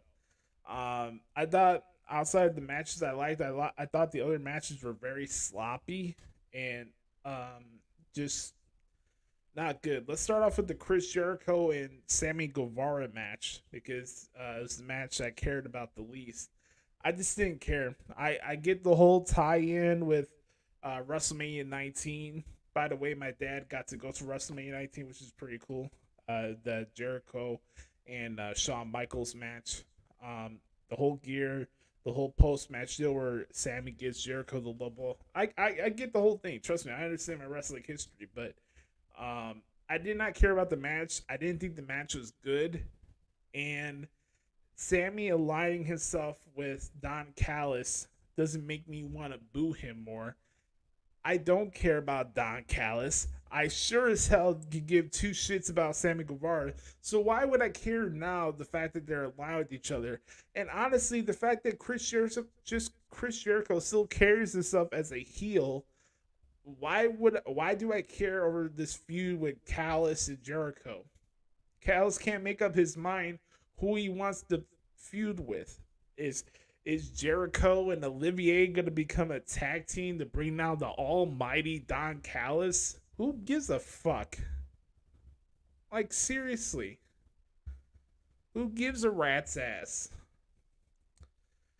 Speaking of Jericho, I heard him on Busted Open this week, and, everybody and their mother is predicting that Edge is going to show up in AEW now, right? And he's talking about all the possibilities and, there's only so much left that you can do in WWE. He's done everything that can be done possible. And yeah, that can be true to a certain extent, but you watch Edge's entire career, and you mean to tell me that his last matches and his last programs are going to be in AEW just because Chris Jericho is there?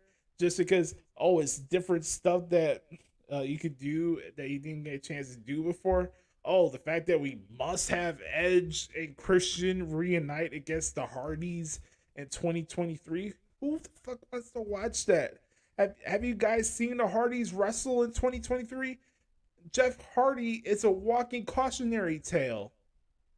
I hate saying that because I'm a fan of Jeff Hardy as a man, as a person, as a performer. But the truth is the truth. He's a walking cautionary tale. You don't know when the next freaking incident is going to pop up. And Matt, it is what it is. I say the running lip man in jest, but it's the truth. Okay, Edge and Christian and the Hardys are going to have this epic rivalry in AEW, and I can see where you tie in the things, and yeah, it can make sense that Edge would work in AEW, but at the same time, really, that's where you want his career to end? I don't know about that, man.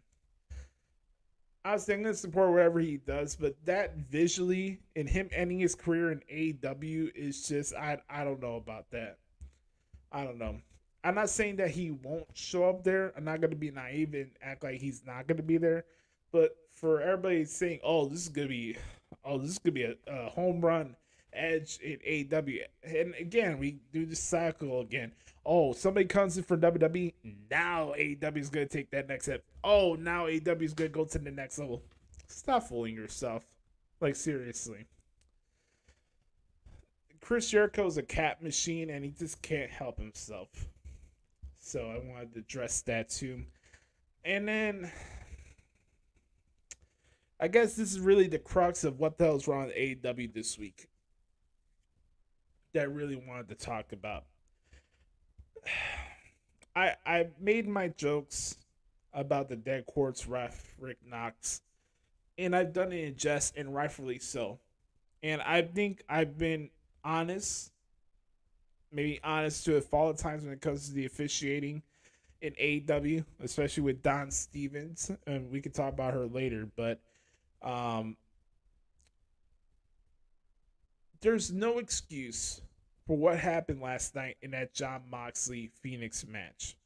First off, that match went way too long and did spots around the ring that was unnecessary. Moxley got injured. Now, I'm not the biggest fan of Jon Moxley, but I don't want to see wrestlers get hurt, let alone the fact that they had to take another pile driver after they're showing that they're injured. You have a responsibility to protect these talents from themselves. I don't know what the hell Rick Knox was thinking. I don't know if he was thinking at all.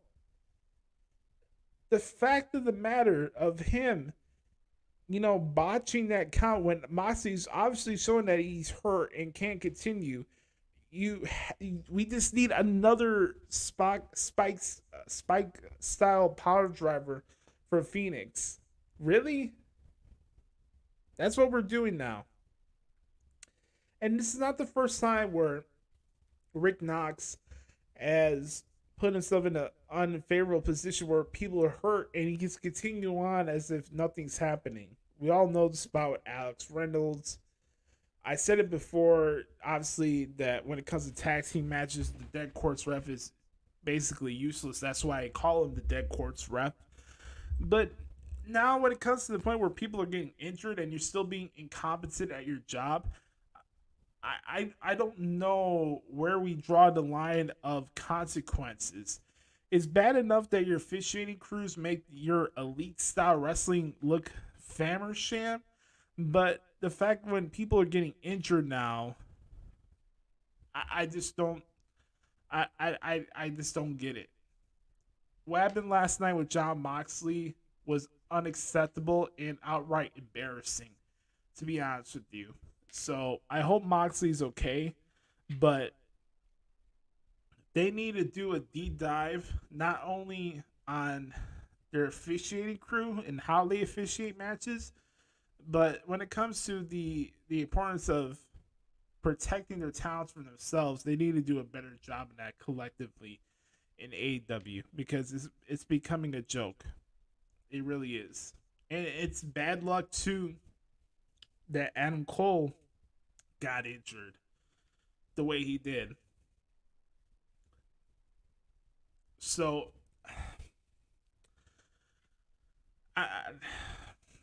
I'm at a loss for words because it's like it's stupid.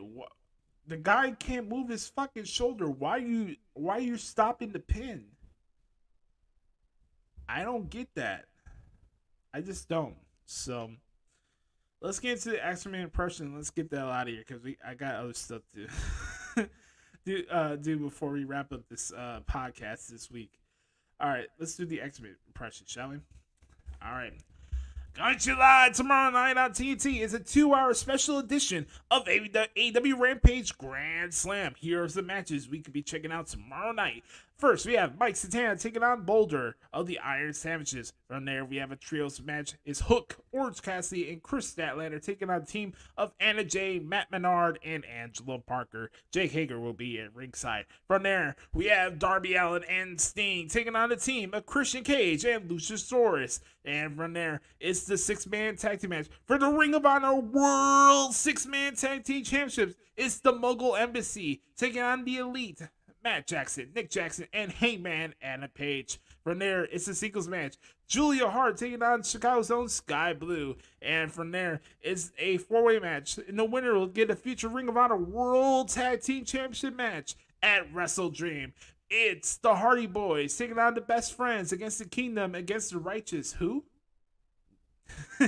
And our main event for the AEW World Trios Championship is the Acclaim and Daddy Ass taking on the Dark Order's Evil Uno, John Silver, and Alex Reynolds. Then from there, we go to Grand Rapids, Michigan on Saturday night on TNT for another stellar edition of AEW Collision.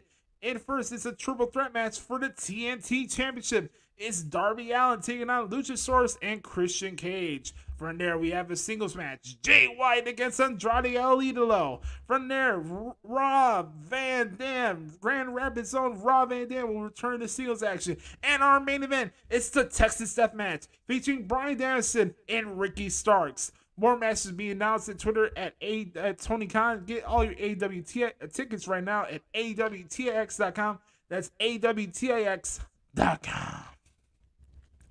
And on that note, that is another stellar edition of What the Hell's Wrong with AEW.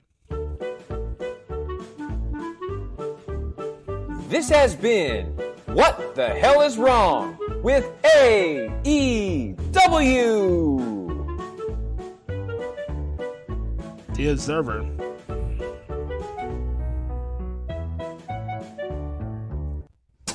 Fuck this shit, I'm out. Fuck this shit, I'm out. No thanks. Don't mind me.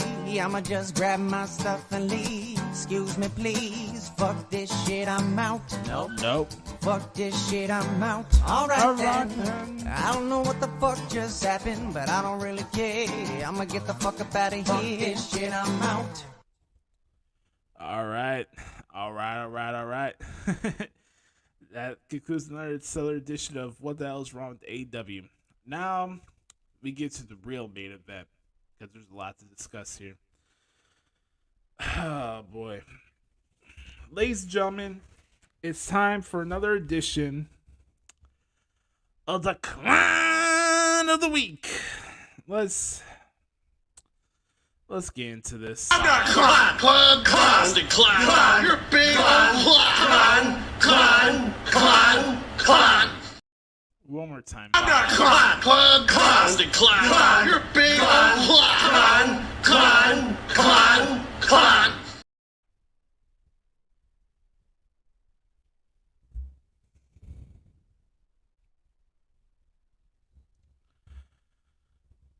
Before I pop a blood vessel here,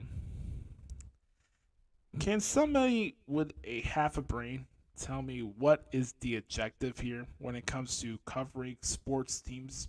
What is the objective of covering sports teams, and what's the objective of being a media member, and what, more importantly, what's the objective of being a competent football team?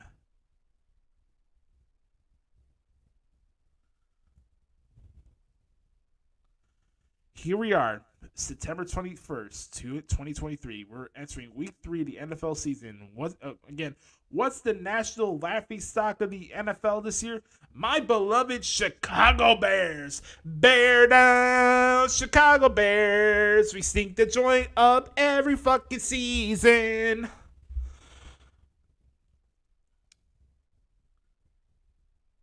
I do my jokes. I do the whole we stink thing. We already know the Bears suck. I don't need Stephen A. Smith to come on First Take and say the Bears are trash. The Bears have been trash my entire life. It's not just the Bears who are the clown of the week. Obviously, what's going on at Hallis Hall, what's being rated, what's not being rated. Incompetent journalism from John Zogel saying that Charles Tillman helped the FBI raid Alan Williams' house, and that Matt Eberflus cried when he found out the news, and all this nonsense and malarkey going on. And then the comments with Justin Fields and the coverage that came out of that, and the fact it gets blown out of proportion, just like everything in Chicago sports, to the point where Ryan Poles has to come out and do a press conference in week 3 of the season. And everybody's like, oh man, drama Chicago. Here we go again. Oh, is the coach on the hot seat? Oh, is it going to be the fault again? And the offensive coordinator is going to be used as a scapegoat. Oh, are we going to run another quarterback out of the city just like we do with everybody else in Chicago? If you're a quarterback in Chicago, you're going to get run out of the city. It doesn't matter if you're Kyle Orton, what? Jay Cutler, what? Rex Grossman, what? Mitch Trubisky, what? And now Justin Fields. Now people want to run Justin Fields out of the city. Not to come on here and tell you that I told you so, that I projected that Justin Fields was going to be a failure in the Bears. No. What I will tell you that I told you so is that it doesn't matter who's under center when you have an incompetent organization. And it's not just football related. It's what you allow in your building. Do we have any standards in this city in who we allow to cover the team and get press credentials? Do we have any merits? Do we have any standards? The fact that you allow guys like Jason Leisure and Danny Wiederer and fucking Mark Potash coming season after season after season after season, knowing that these piranhas want to stir up shit every fucking season. Every season. It's the same 3 guys. Oh, we get a hit piece on Mitch Trubisky during the middle of the 2019 season where coaches are saying, oh, he can't read defenses. Oh, Mitch can't do this. Oh, Mitch can't do that. And here comes comments out of yesterday's press conferences with Justin, where Justin's being honest with himself and taking accountability. By the way, that the media, the Bears beat core, just chooses to neglect to ignore Justin taking accountability for his poor play and saying outright that he needs to be better, and taking the leadership of the fact that you clowns don't have the ability to put full context into the shit that you put in your little Twitter threads. I don't speak on this as much because, again, I'm in the position where I don't want to burn bridges with people. I respect the grind and hustle that comes with being a journalist and a media member. I respect the game. I do. And I respect the people who've been doing this for a long time. What I don't have respect for is people taking shit out of context and doing salacious nonsense so they could get clicks and feel as if their reporting matters when it really doesn't. What I don't have respect for is the stuff that Dan Wiederer does and the stuff that Jason Leisure asked during these press conferences, where he's so smug and so arrogant to anything anybody's answering to his ignorant ass questions.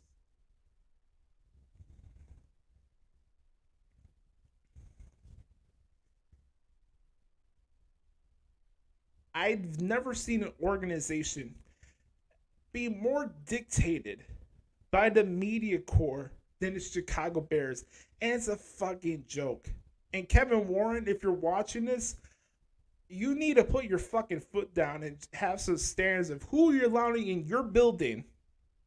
It's not just the McCaskies. It's your show now. You have the right to say who enters your building. I don't care if they work for the Chicago Tribune or the Sun-Times. Nobody cares about the fucking newspapers anymore. They don't. You have a right to say no to people and hold people accountable for their shitty job. The fact that guys like Dan Wiederer and Jason Leisure and all these other guys continue to get away with stirring shit that this becomes albatross, because these firestorms during the middle of the season. What was it, a couple years ago, where Matt Nagy was reportedly going to get fired before the Thanksgiving game with the Lions, and all this other nonsense that could come from the past. No accountability. No, yeah, we have to hold the players and coaches accountable because we are fans are tired of seeing in net football my entire life, and the fact that they haven't won a freaking Super Bowl since my dad was 11 years old. I wasn't even born yet. It was the last time the Bears won a Super Bowl. I was 12 years old when the Bears got their ass kicked by the Colts in that Super Bowl in Miami. You don't think I'm frustrated? You don't think I'm at my wit's end when it comes to the Bears being an inept franchise and being the laughing stock of the NFL when they're supposed to be the charter franchise of the NFL? You don't think I'm tired of seeing my favorite sports team in the entire city be made to look like jackasses every season? Don't you think I'm tired of shuffling quarterbacks and head coaches and general managers every 3 seasons? It's not just ineptness that comes from the organization. It's everything surrounding it. Who you allow in your building to ask these questions. How the hell we have to have standards with the football team if you don't have any standards of who you allow in your own damn building?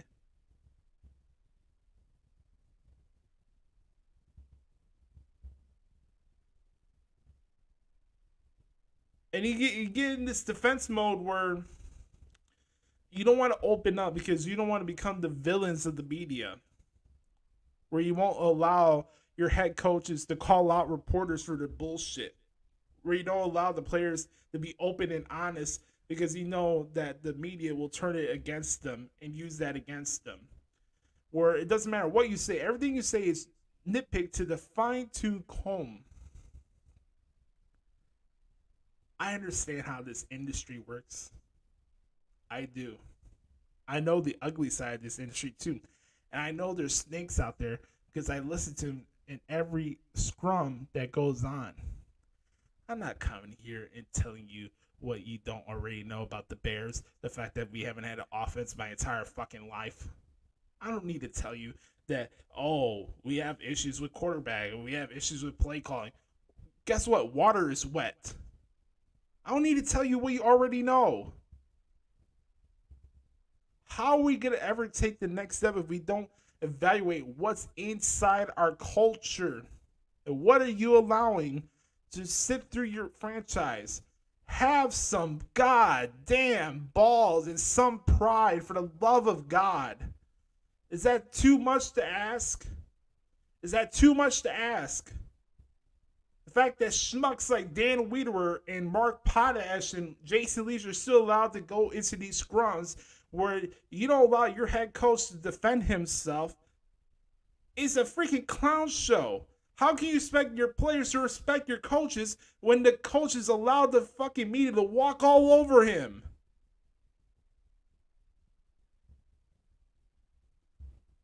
No, I'm not saying that you have to act like Phil Emery and take issue with everything the media says. But if you're noticing something that's going on that's trying to divide that's going on inside your locker room, you have it within all your right to call people out on their own bullshit. It's okay for them to come in and call out you and the poor job you're doing, but you can't return the favor? You can't do that? Oh, you're scared of the media? You're scared of backlash when the same people are going to talk shit about you regardless of what you do?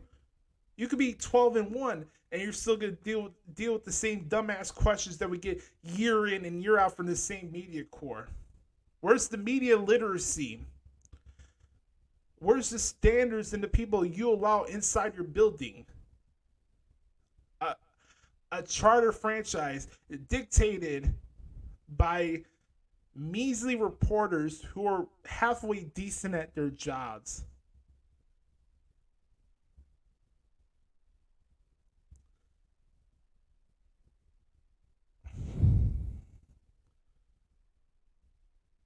That's all I gotta say about that. Do better.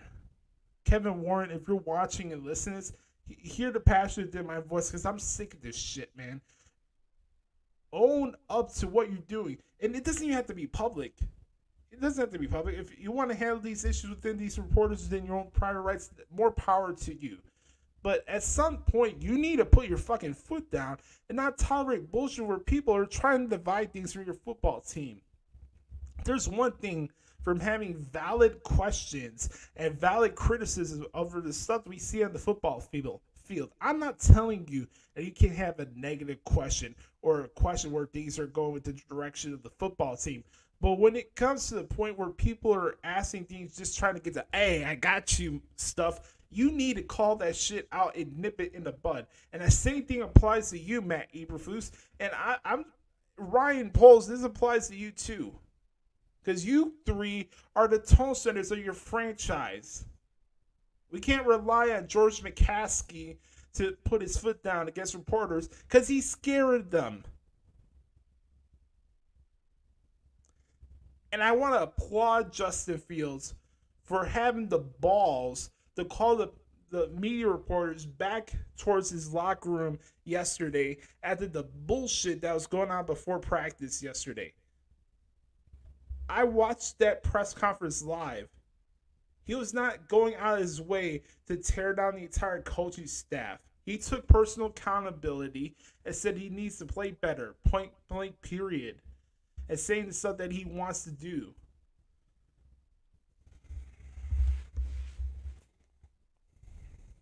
I've had enough of this shit, man. It's just frustrating. I watch the team. I want to enjoy football. Football's my favorite sport. The Bears are my favorite team in the city, besides the White Sox. And every year, we have to deal with the same stuff, let alone the bad play that we see on the field. Every season, more drama. Oh, this coach is on the hot seat before the bye week. Oh, it's the general manager on the hot seat. Oh, who's the next quarterback that we're going to run out of the city like you guys did with Mitch Trubisky? Like that sabotage piece that him and Rich Campbell did during the 2019 season. Freaking pathetic. Pathetic. Nonsense. Nonsense. All right. Let me do my picks for week 3 and we're going to wrap it up here. Seriously, I've never seen a franchise more dictated by what the media says than Chicago Bears. It's a freaking joke. It's outright embarrassing, to be honest with you. So, let's check this out. I'm going to give you my picks for week 3, and I'm going to go from the confidence pool here I have on ESPN. So, I picked the 49ers. They're up right now 23-12 in the fourth quarter against the Giants. I had the Chiefs over the Bears. I got the Jaguars beating the Texans. I got the Ravens over the Colts. Cowboys beat the Cardinals. Hate to see that Trayvon Diggs got knocked down for the year with the torn ACL. Hate seeing that. Never want to lose top players like that during practice. That sucks. I got the Bills over the Commanders. I got the Dolphins over the Broncos. Lions over the Falcons. Bengals over the Rams. Eagles over the Bucks on Sunday Night Football. I had the Seahawks over the Panthers. I'm going with the Raiders over the Steelers. Shout out to my boy Adam Daly. I got the Patriots over the Jets. I got the Titans over the Browns. I got the Vikings over the Chargers. And then I got the Packers in an upset over the Saints in Green Bay. So those are my picks for week 3. And on that note, we're going to put a ribbon on the bow for this week's episode. I want to thank you all for hanging out with me this week. It's a fun episode. And I appreciate the support and love that you guys give the show each and every single week. You can follow me on Twitter at the Hoots Podcast or the Hoots Podcast at gmail.com. Make sure to like this video and subscribe to our channel here on YouTube. Not only you never miss an episode, you can find out old previous editions of the Hoots Podcast, and we appreciate the support. Don't forget we're on the road to 1,000 subscribers, so if you can subscribe to the show and share the show with your friends, it would really help us out a lot. And if you want to listen to the audio version of the podcast, I don't blame you. You don't want to see this ugly buck anyway. You can check out the podcast on Spotify, Google Play, Apple Podcasts, anywhere you get your podcast from. It's free of charge. And make sure to check it more on Spotify. That also helps expand the reach of the show as well. And also, don't forget to check out my work at WrestlingHeadlines.com, where you can see my transcripts of Raw, SmackDown, and NXT. Don't forget to be the authentic product that is yourself. Remember, nobody dictates the pace of your life but yourself and the man upstairs. I love you guys. Don't forget, starting next week, we're down to 20 more episodes before we reach episode 400 of the Hoots Podcast. So I'm Joshie. Have a wonderful weekend. Enjoy the football. And we'll talk to you all next week. Yes, sir.